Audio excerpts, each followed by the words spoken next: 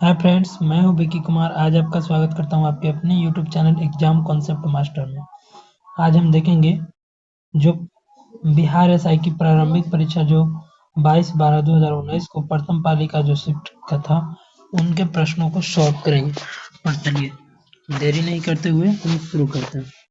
पता है, ग्रेफाइट में कार्बन के परमाणु एक दूसरे से निम्नलिखित बंधों में से किसके द्वारा जुड़े होते हैं?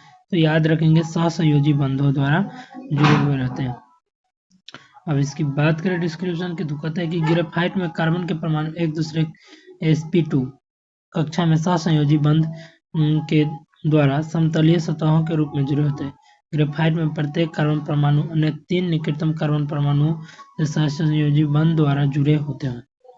ग्रेफाइट में ग्रेफीन बंध बल के व्यापक रूप से वैन डेर वाल्स बलों के उदाहरण के रूप में जाना जाता है। अब 1 ओम और 1 वोल्ट बटा कितना हो जाएगा? तो 1 वोल्ट बटा 1 एम्पियर बराबर जो है आपका क्या हो जाएगा? 1 ओम हो जाएगा। ओम किसी चालक के विद्युत प्रतिरोध का मात्रक किसी चालक के दो बिंदुओं के बीच 1 वोल्ट का विभवांतर होने पर यदि उससे प्रवाहित धारा 1 एम्पियर हो तो चालक के उन दो बिंदुओं के बीच विद्युत धारा 1 ओम होगा। अब याद रखेंगे कि अगला प्रश्न है हमारा, एक मिनट रुके। अगला प्रश्न हमारा गणित का है, जिनको हम आप लोगों को बोले थे कि कमेंट बॉक्स में अगर आप बताते हैं तो हम इनको सॉल्व जरूर कराएंगे। अगला प्रश्न है, मैंग्रोव स्थलों पर गौर करें। तो मैंग्रोव स्थल जो 1 और 2 सही है हमारा, भितरकनिका और पिच्चावरम। अब इनकी बात की जाए तो देश के ज्यादातर मैंग्रोव वनस्पति पूर्वी एवं पश्चिमी तटों के किनारे में पाई जाती है। मैंग्रोव वनस्पति एक तरह जहां स्थानीय लोगों की आवश्यकता की पूर्ति करती है, वही दूसरी ओर तटीय क्षेत्रों में चक्रवात जैसी प्राकृतिक आपदाओं से सुरक्षा भी प्रदान करती है। भितरकनिका उड़ीसा में है, पिच्चावरम तमिलनाडु में। मैंग्रोव वन के क्षेत्र भारत के पूर्वी तट, जबकि कुंडापुर भारत के पश्चिमी तट पर स्थित है। इबन बतूता के बारे में निम्नलिखित कथनों में से कौन सा कथन सत्य है? तो बात की जाए तो सभी के सभी वह मोरक्को से थे। इबन बतूता वह मोहम्मद बिन तुगलक के समय भारत आया था। इबन बतूता मोहम्मद बिन तुगलक आया था और उसने रहेला लिखा था। इबन बतूता मोरक्को का निवासी था। यह मोहम्मद बिन तुगलक के शासनकाल में भारत आया। रहेला में मोहम्मद बिन तुगलक के शासनकाल का वर्णन किया है। जलेपला दर्रा स्थित है, तो जलेपला दर्रा सिक्किम में है, याद रखेंगे दोस्तों। उसके बाद गणित का प्रश्न है अगला, हम देखेंगे कि मुरलेन राष्ट्रीय पार्क भारत के किस राज्य में स्थित है? तो मुरलेन मिजोरम में है। मुरलेन राष्ट्रीय पार्क भारत के मिजोरम राज्य में स्थित है। यह पार्क भारत में म्यांमार की सीमा के पास है। 100 वर्ग किलोमीटर में फैला यह पार्क 1991 में स्थापित किया गया। उसके बाद याद करेंगे कि गांधी इरविन समझौता कब हुआ था? तो गांधी इरविन समझौता 1931 में हुआ था। वायसराय लॉर्ड इरविन की भेंट में गांधी जी फरवरी 1931 में वायसराय इरविन से भेंट की और बातचीत 15 दिनों और 8वां वार्ता चला था, और जिसके परिणाम स्वरूप 5 मई 1931 को एक समझौता हुआ जिसका नाम दिया गया गांधी इरविन समझौता। इस समझौते के तहत कांग्रेस को सविनय अवज्ञा आंदोलन स्थगित करना पड़ गया था, गांधी इरविन समझौता के तहत। अगला प्रश्न हमारा होगा कि Al2O3 6HCl एरो 2ACl3 को 3H2O इसमें रख देंगे तो यह क्या हो जाएगा? संतुलित हो जाएगा। अगला क्वेश्चन है, पावर ऑफ 18 लॉन्च निम्न में से किस सोशल मीडिया साइट द्वारा किया गया है? तो याद रखेंगे ट्विटर। ग्लोबल एनर्जी इंडेक्स, इन सब प्रश्नों को छोड़ेंगे। पानीपत तृतीय युद्ध किसके बीच लड़ा गया था? तो पानीपत तृतीय युद्ध जो है अफगान एवं मराठा के बीच लड़ा गया था 14 जनवरी 1761 को। सदाशिवराव भाऊ सेनापति में मराठा सेना और अहमद शाह अब्दाली के नेतृत्व में अफगान सेनाओं के बीच हुई, जिसमें मराठा पराजित हुए। लघु परिपथन के समय परिपथ में विद्युत धारा, और लघु परिपथन की बात की जाए तो उस समय जो है परिपथ में विद्युत धारा जो क्या होती है? बढ़ जाती है। याद रखेंगे दोस्तों कि परिपथ में विद्युत धारा बढ़ जाएगी। उसके बाद प्लूटो को उसके पूर्व ग्रह में पदवान्नत किया गया है, तो याद रखेंगे 2006 में। अगला प्रश्न हमारा गणित का है, तो उसे छोड़ के चलेंगे। कमेंट बॉक्स में जरूर बताइए अगर इसकी सॉल्व आप लोगों को चाहिए। निम्नलिखित में से कौन सी यूएसए की स्थानीय पवन है? तो यूएसए की स्थानीय पवन चिनूक को याद रखेंगे। फॉर्न व चिनूक ये दोनों शुष्क पवन है जो पहाड़ों के निचले हिस्से पर अनुभव होती है। उत्तरी अल्प्स की घाटियों में फॉर्न पवनों का संचरण होता है, जबकि चिनूक पवन सर्दियों में रॉकी पर्वत के पूर्वी ढलानों पर अमेरिका, यूएसए और कनाडा में अनुभव की जाती है। हार्मट्टन शुष्क धूल भरी पवन है जो पश्चिमी सहारा क्षेत्र में उत्तर पूर्व की ओर बहता है। मिस्ट्रल ठंडी पवन है जो दक्षिण फ्रांस के उत्तर पश्चिम दिशा से उत्तरी भूमध्य सागरीय क्षेत्र में लियोन की खाड़ी की ओर बहती है। उसके बाद हमारा नेक्स्ट प्रश्न होगा कि निम्नलिखित में कौन सा थर्मल पावर प्लांट बिहार में है? तो सभी आदमी जानते हैं कि औरैया पावर प्लांट जो है बिहार में। एनटीपीसी का औरैया विद्युत संयंत्र भारत के उत्तर प्रदेश राज्य में औरैया जिले के दबियापुर में स्थित है। यह एनटीपीसी के गैस आधारित बिजली संयंत्रों में से एक बिजली संयंत्र है। अन्य 3 विकल्प बिहार राज्य से संबंधित थर्मल पावर प्लांट है। अगला प्रश्न, निम्नलिखित में से कौन इसरो के अध्यक्ष थे जब चंद्रयान 2 लॉन्च किया गया था?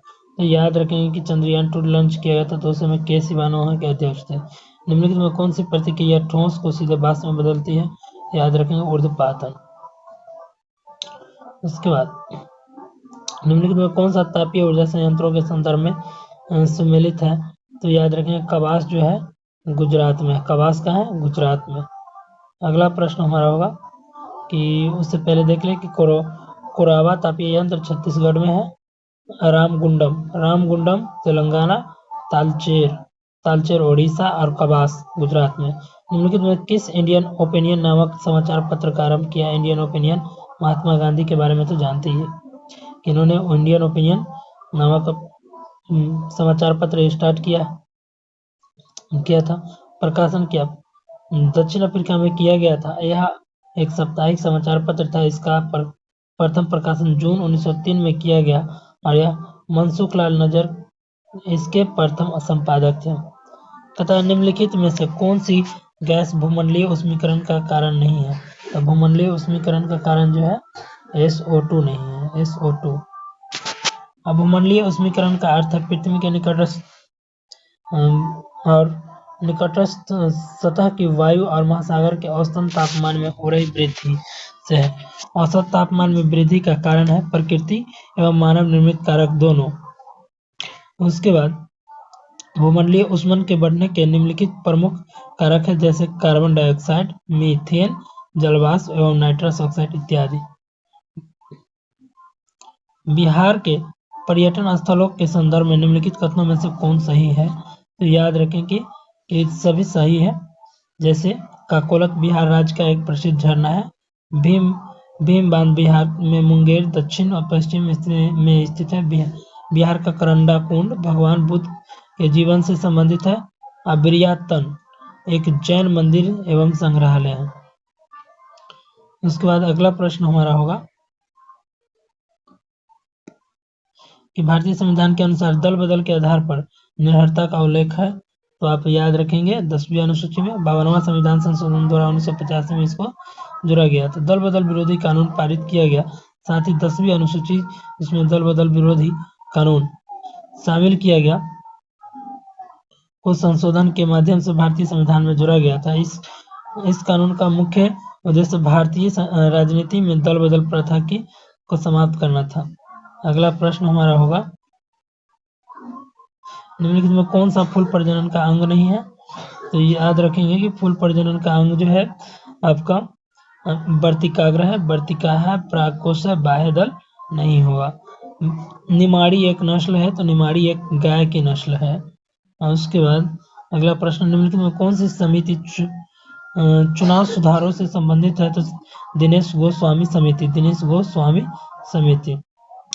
और भारत में चुनाव प्रणाली का महत्व प्रदान करते हुए इसमें सुधार करने हेतु समय समय पर कई समितियों का गठन किया गया तारकुंडे समिति, दिनेश गोस्वामी समिति, इंद्रजीत गुप्ता समिति कुछ प्रमुख समितियों के उदाहरण हैं। शेष जेबी राव समिति, अशोक मेहता समिति, एल.एन. सिंघवी समिति, पंचायती राज समिति। जैन धर्म के 23वें तीर्थंकर कौन थे? तो जानते करते हैं पार्श्वनाथ होंगे। इसके बाद निम्नलिखित पुस्तकों व उनके लेखकों के युग्मों में कौन से सम्मिलित है? तो याद रखेंगे कि ये हो जाएगा 1, 2, 3, 4 आपका Himalayan Odisha, MP Virendra Kumar, the Kargil victory battles for peak to peak colonel और one life is not enough, Natwar Singh और glorious diaspora, pride of India, Rajat Kapoor. याद रखेंगे। अगला प्रश्न हमारा होगा राष्ट्रीय खेल दिवस के, ये हमारा करंट का क्वेश्चन है जो हमारे काम का भी नहीं है, गणित। उसके बाद निम्नलिखित में कौन सा कथन लोकसभा के उपाध्यक्ष के संदर्भ में सही नहीं है? तो याद रखेंगे। चलिए दोस्तों, चलिए शुरू करते हैं। निम्नलिखित में से कौन सा कथन लोकसभा के उपाध्यक्ष के संदर्भ में सही नहीं है? तो लोकसभा के उपाध्यक्ष के रूप में अगर बात की जाए तो आपको 81 में आपको लोकसभा के बारे में मिलता है, ठीक है। तो वह लोकसभा के ही सदस्यों में से चुना जाता है, बात तो सही है। उपाध्यक्ष अपने पद पर लोकसभा के कार्यकाल के दौरान रहता है और जब अध्यक्ष का पद रिक्त होता है तो उपाध्यक्ष अध्यक्ष का कार्य करता है, ये भी ठीक है। जब उपाध्यक्ष लोकसभा के पीठासीन अधिकारी होते हैं तो उस प्रथमतः मत दे सकते हैं, ये वाला कथन जो है गलत है। संविधान का अनुच्छेद 100 सदनों में मतदान रिक्तियां होती है, वे भी सदनों के कार्य करने की शक्ति गणपूर्ति से संबंधित है। इसके अनुसार प्रत्येक सदन की बैठक में या सदनों की संयुक्त बैठक में सभी प्रश्नों का अवधारणा अध्यक्ष को अथवा सभापति या अध्यक्ष के रूप में कार्य करने वाले व्यक्ति को छोड़कर उपस्थित और मत देने वाले सदस्यों को बहुमत से दिया जाएगा। सभापति या अध्यक्ष अथवा उस रूप में कार्य करने वाला व्यक्ति प्रथमतः मत नहीं देगा, किंतु मत बराबर होने की दिशा में उसका निर्णायक मत होगा और वह उसका प्रयोग करेगा। शेष विकल्प सही है। उसके बाद अगला प्रश्न हम याद रखेंगे कि निम्नलिखित में से सन 1919 में कौन सी परिघटना की वजह से रविन्द्रनाथ टैगोर को अपनी नाइटहुड की उपाधि वापस देनी पड़ी? तो ये जानते ही है, जलियांवाला बाग हत्याकांड हुआ था 13 अप्रैल 1919 के। तो उस समय महात्मा गांधी भी अपना उपाधि लौटा दिए थे और जलियांवाला बाग हत्याकांड के समय, और ये नाइटहुड की उपाधि रविन्द्रनाथ टैगोर लौटा दिए थे। कैसर हिंद की उपाधि महात्मा गांधी लौटा दिए थे। CBSE द्वारा विद्यार्थी और अभिभावकों को सभी जानकारियों का अवगत कराने हेतु किस ऐप का शुरुआत किया गया? तो शिक्षा वाणी याद रखेंगे। और उसके बाद जाग्रोस पर्वत स्थित है। जाग्रोस पर्वत आप लोग याद रखेंगे कि ईरान में, जाग्रोस पर्वत ईरान में। राज्य विधायिका में धन विधेयक को केवल किसकी पूर्व सिफारिश पर प्रस्तुत किया जा सकता है? तो याद रखेंगे राष्ट्रपति के, राज्यपाल के। राज्य विधायिका की बात करेगा तो। उसके बाद इसका वर्णन आपको अनुच्छेद 207 के अनुसार राज्य विधायिका में कोई धन विधेयक राज्यपाल के संतुष्टि के बिना पुनः स्थापित नहीं किया जा सकता। अगला प्रश्न होगा निम्नलिखित में कौन सी नृत्य शैली केरल से संबंधित नहीं है? तो केरल से संबंधित नहीं है भारतनाट्यम। बाकी बात कथकली, कुडियाट्टम और मोहिनीअट्टम केरल से संबंधित है। कथकली, मोहिनीअट्टम, कुडियाट्टम केरल से संबंधित नृत्य शैली है, जबकि भारतनाट्यम तमिलनाडु से संबंधित है। भारतनाट्यम। उसके बाद अगला प्रश्न होगा JDKP शब्द के खोजकर्ता कौन है? तो JDKP उम्बेर्टो सुल्पास्तो को जानते ही है। उसके बाद निम्न में से किसे मुगल बादशाह का द्वारा बुरहान उल मुल्क की उपाधि दी गई है? तो बुरहान उल मुल्क की उपाधि शहादत खां को दी गई है। शहादत खां को बुरहान उल मुल्क की। अवध के स्वतंत्र राज्य की 1722 में स्थापना शहादत खां, जिसे बुरहान उल मुल्क की उपाधि मुगल बादशाह मोहम्मद शाह द्वारा प्रदान किया गया था। वार्षिक वैश्विक प्रतिस्पर्धा सूचकांक किसके द्वारा जारी किया जाता है? तो याद रखें विश्व आर्थिक मंच के द्वारा। उसके बाद याद रखेंगे कि वार्षिक वैश्विक प्रतिस्पर्धा सूचकांक विश्व आर्थिक मंच के द्वारा दिया जाता है। अगला प्रश्न होगा गांधी सोलर प्लांट, इनको छोड़ के चलेंगे। और अगला कहता है विद्युत मोटर एक युक्ति है जो कि विद्युत ऊर्जा को मुख्यतः क्या चीज में बदल देता है? यांत्रिक ऊर्जा में बदल देता है।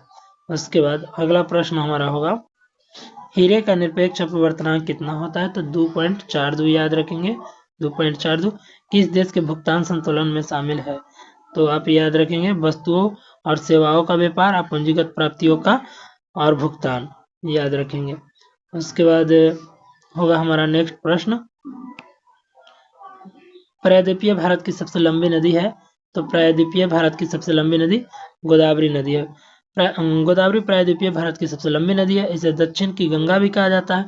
यह पश्चिमी घाट स्थित नासिक के पास त्रिबंधक पहाड़ियों से निकलती है तथा बंगाल की खाड़ी में गिरती है।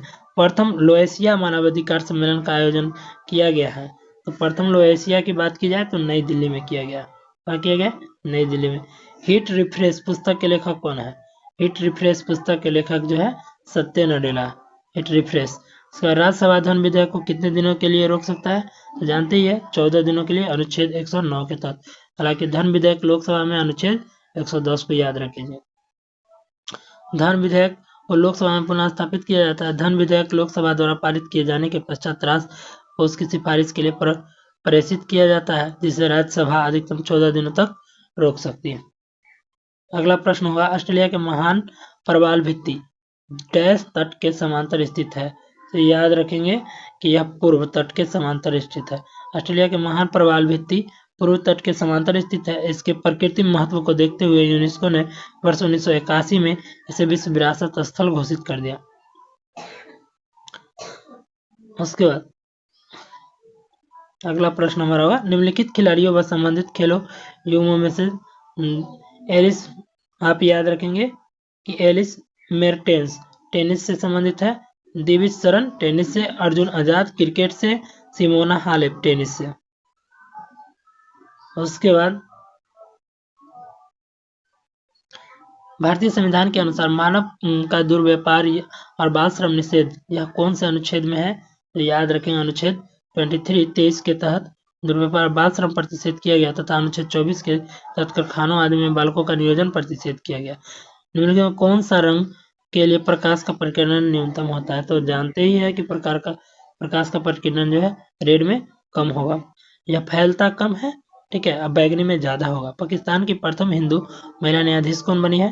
तो जानते ही सुमन कुमारी हाल ही में बन गई है। उसके बाद नागार्जुन सागर परियोजना निम्नलिखित में से किस नदी पर है? तो आप जानते हैं कि कृष्णा नदी पर है नागार्जुन सागर परियोजना। अगला प्रश्न हमारा गणित का है, तो इसे छोड़ के चलेंगे। उसके बाद मनोहर पर्रिकर के पश्चात किसे गोवा का मुख्यमंत्री नियुक्त किया गया है? तो प्रमोद सावंत, जानते ही। तो ये पुराना क्वेश्चन है। अभी भगवंत मान सिंह है, पंजाब के भगवंत मान सिंह है मुख्यमंत्री। उसके बाद से ये सब करेंट का क्वेश्चन है, तो इन करेंट के प्रश्नों को छोड़ कर चलेंगे और देखते हैं। अगला प्रश्न है कि निम्नलिखित में कौन सा कथन अर्थशास्त्र में नोबेल पुरस्कार के संदर्भ में सत्य नहीं है? तो आप याद रखेंगे कि 2019 में अर्थशास्त्र में नोबेल में 3 लोगों को मिला था और 2019 में अर्थशास्त्र में नोबेल विजेता अभिजीत बनर्जी एवं तथा ये करंट का ही प्रश्न है, एस्थर डफलो व माइकल क्रेमर थे। अगला प्रश्न हमारा होगा निम्नलिखित में से ब्रिटिश सरकार का कौन सा चार्टर एक्ट से बंगाल के गवर्नर जनरल को गवर्नर जनरल कर दिया गया? तो आप जानते ही है कि 1833 का चार्टर एक्ट। 1833 का चार्टर एक्ट से पहले 1813 का चार्टर एक्ट आया था, ये जानते हैं, जिसमें एकाधिकार को समाप्त कर दिया गया था। बंगाल के गवर्नर जनरल को संपूर्ण का गवर्नर जनरल बना दिया गया और लॉर्ड विलियम बेंटिंक भारत के प्रथम गवर्नर जनरल बने 1833 में। और जानते ही है कि विलियम बेंटिंक का शासनकाल जो है 1828 से लेकर के 35 तक के था। सक्कर खेरा की लड़ाई कब हुई? तो सक्कर खेरा की लड़ाई जो है आप याद रखेंगे 11 अक्टूबर 1724 को हुई। सक्कर खेरा की लड़ाई 11 अक्टूबर 1724 को निजाम उल मुल्क एवं दक्कन के सूबेदार मुबारिज खां के मध्य हुई थी। इस युद्ध में निजाम उल मुल्क जीत हुई मुबारिज खां मारा गया। अगला प्रश्न हमारा होगा कि एक मिनट,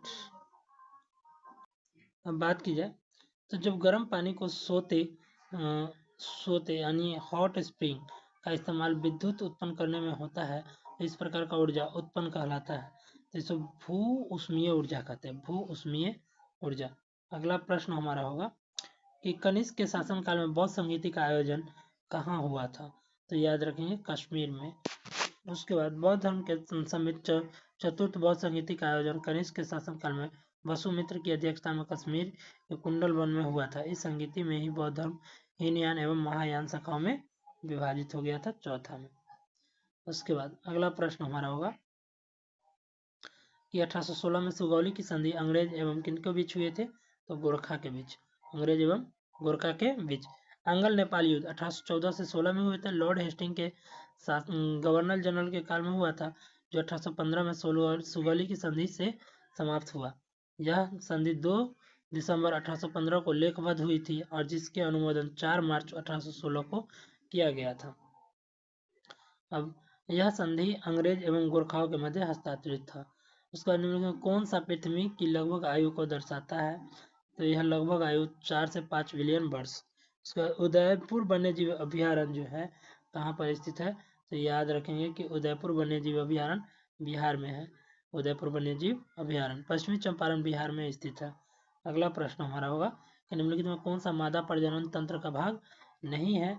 तो मादा प्रजनन तंत्र का भाग अंडाशय हो जाएगा, गर्भाशय होगा, फिलिपिन नलिका हो जाएगा, शुक्रवाहिका पुरुष प्रजनन तंत्र का भाग है। शुक्रवाहिका एक पतली नलिका होती है जिसकी भित्तियां मांसपेशियों की बनी होती है। अधिवृषण से शुक्राणु शुक्रवाहिका में पहुंचते हैं और शुक्रवाहिका अधिवृषण को शुक्राशय से जोड़ती है। यह शुक्राणुओं को आगे बढ़ाने का कार्य करती है। शेष तीनों मादा प्रजनन तंत्र के भाग है।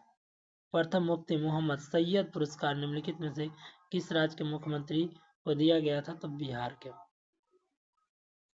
उसके बाद अगला प्रश्न हमारा होगा, एक मिनट रुकेंगे। उद्देशिका में समाजवादी एवं धर्मनिरपेक्ष शब्द जोड़े गए थे। तो याद रखेंगे कि 42वां संविधान संशोधन जो 1976 में हुआ था उसके तहत जोड़ा गया था। इसमें प्रस्तावना में समाजवादी, पंथ निरपेक्ष और अखंडता शब्द जोड़े गए थे। कोई व्यक्ति अगर राज्य विधायिका का सदस्य नहीं है तो वह डैश के लिए मुख्यमंत्री नियुक्त किया जा सकता है एवं उक्त निर्धारित समय में उसे राज्य विधायिका हेतु निर्वाचित होना होगा, अन्यथा वह मुख्यमंत्री नहीं रहेगा। तो यह हमारा जो हो जाएगा आपका 6 माह के लिए। कोई व्यक्ति यदि राज्य विधायिका का सदस्य नहीं है तो वह 6 माह के लिए मुख्यमंत्री नियुक्त हो सकता है एवं उक्त निर्धारित समय में उसे राज्य विधायिका हेतु निर्वाचित होना, अन्यथा वह मुख्यमंत्री नहीं रहेगा। अगला है निम्नलिखित में कौन एंटी टैंक गाइडेंस मिसाइल नाग का हेलीकॉप्टर से लॉन्च किया जाने वाला संरक्षण है? तो हेलिना। अगला प्रश्न हमारा होगा कि जब प्रकाश एक माध्यम से दूसरे माध्यम में तिरछा प्रवेश करता है तो प्रकाश के संचरण की दिशा दूसरे माध्यम में बदल जाती है और इस प्रभाव को कहा जाता है। तो आप सभी आदमी जानते हैं कि इस प्रभाव को क्या कहा जाता है? अपवर्तन। अपवर्तन को याद रखेंगे। उसके बाद जब प्रकाश की किरण माध्यम से दूसरे माध्यम में जाती है तो अपना मार्ग विचलित हो जाता है। प्रकाश की किरण के अपने मार्ग में विचलित हो जाने की क्रिया ही प्रकाश का अपवर्तन कहलाती है। उसके बाद भारत में निम्नलिखित में से किस राज्य में ONGC द्वारा ट्यूलिप गार्डन विकसित किया गया है? तो ट्यूलिप गार्डन उत्तराखंड में। अगला प्रश्न होगा कि आहार नली की सबसे बाहरी परत कहलाती है? तो आहार नली की सबसे बाहरी परत को सिरोसा कहा जाता है। सिरोसा की दीवार 4 स्तरों की बनी होती है। सिरोसा मुस्कोलिस, म्यूकोसा एवं म्यूकोसा सिरोसा सबसे बाहरी परत होती है जो पतली उपकला मेजोथीलियम तथा कुछ संयोजी ऊतक से बनी होती है। अगला प्रश्न होगा मानव शरीर की कौन सी धमनी ऑक्सीजन रहित रक्त ले जाती है? तो आप लोग याद रखेंगे कि आज क्या हो गया है, सॉरी दोस्तों, आज थोड़ा सा वीडियो में थोड़ा सा दिक्कत हो रहा है, सिस्टम थोड़ा सा गड़बड़ हो गया तो इस वजह से देखते हैं अगला प्रश्न कहाँ तक के चलेगा। तो मानव शरीर में की कौन सी धमनी ऑक्सीजन रहित रक्त को ले जाती है? तो याद रखेंगे कि यह जो है आपका फुसफुस धमनी लेकर के जाएगी। फुसफुस धमनी वह धमनी है जो हृदय के दाहिने भाग में विऑक्सीकृत या ऑक्सीजन रहित रक्त को फुसफुस में ले जाती है। अगला प्रश्न है, निम्नलिखित में कौन सा 2019 में यूनेस्को, तो ये तो करंट का प्रश्न है, ओडेस्का में समाजवादी धर्मनिरपेक्ष शब्द जोड़े गए थे? तो 1976 में, आप लोग जानते ही है। और 12वां प्रश्न, 12वां पेज खुल चुका है। निम्नलिखित में कौन से तीसरे तीर्थकर थे? तो संभवनाथ जैन धर्म के तीसरे तीर्थकर कौन थे? तो जानते ही हैं कि संभवनाथ थे। उसके बाद पहला ऋषभदेव, दूसरा अजितनाथ, तीसरा संभवनाथ, चौथा अभिनंदननाथ और पांचवा सुमितनाथ थे। अगला प्रश्न हमारा होगा कि किस राज्य की प्रसिद्ध मिठाई श्रीविल्लिपुतूर पाल्कोवा को भौतिक संकेतक का दर्जा प्रदान हुआ है? तो तमिलनाडु, याद रखेंगे। और निम्नलिखित में से कौन सी मीन वर्ग से संबंधित है? तो मीन वर्ग शार्क को याद रखेंगे। कुछ समुद्री जंतुओं के नाम मछलियों के नाम से मिलते जुलते हैं परंतु मछलियां नहीं हैं, जैसा jelly fish, star fish, silver fish, cattle fish आदि शार्क मीन वर्ग से आते हैं, जबकि हेल सबसे बड़ा जतीय एवं स्तनपायी जीव है। अगला प्रश्न हमारा होगा कि यह लघु पथन के समय परिपथ में विद्युत धारा जो है यह बहुत ज्यादा बढ़ जाती है लघु पथन के समय। उसके बाद किस देश के भुगतान संतुलन में शामिल है? किसी देश के भुगतान संतुलन में शामिल है तो आप याद रखेंगे कि यह जो है आपका वस्तुओं और सेवाओं के व्यापार से संबंधित है। वस्तुओं और व्यापार के संबंध अपूंजीगत प्राप्तियों के भुगतान। अगला प्रश्न हमारा होगा, मनुष्य के शरीर के किस अंग या ग्रंथि से वृद्धि हार्मोन स्रावित होता है? तो पीयूसी ग्रंथि से। पीयूसी ग्रंथि से शरीर में वृद्धि हार्मोन स्रावित होता है। उसके बाद अगला प्रश्न, एशिया और उत्तरी अमेरिका को अलग करने वाली जलद मरुमध्य का नाम बताएं? तो बेरिंग जलद मरुमध्य। उसके बाद बेरिंग जलद मरुमध्य एशिया और उत्तरी अमेरिका को अलग करती है। यह जलद मरुमध्य उत्तर में आर्कटिक महासागर एवं दक्षिण में प्रशांत महासागर को जोड़ती है। भारत में राष्ट्रीय मतदाता दिवस कब मनाया जाता है? तो जानते ही है 25 जनवरी को मनाया जाता है मतदाता दिवस। निम्नलिखित में से किसे भारत के सर्वोच्च नागरिक सम्मान भारत रत्न से सम्मानित किया गया? तो यह दीनदयाल उपाध्याय को। अगला प्रश्न हमारा होगा कि निम्नलिखित में से यह जो है हमारा करंट का प्रश्न है और याद रखेंगे कि भारत के विधि निर्माण सर्वोच्च निकाय कौन है? तो संसद। और आज का लास्ट प्रश्न हमारा होगा कि निम्नलिखित में किसने ठगी के उन्मूलन से संबंधित सुधार लागू किए थे? तो आप लोग विलियम बेंटिक के बारे में तो जानते ही हैं, जिनका शासनकाल 28 से 35 और स्लीमैन की सहायता से किया था। वीडियो देखने के लिए धन्यवाद।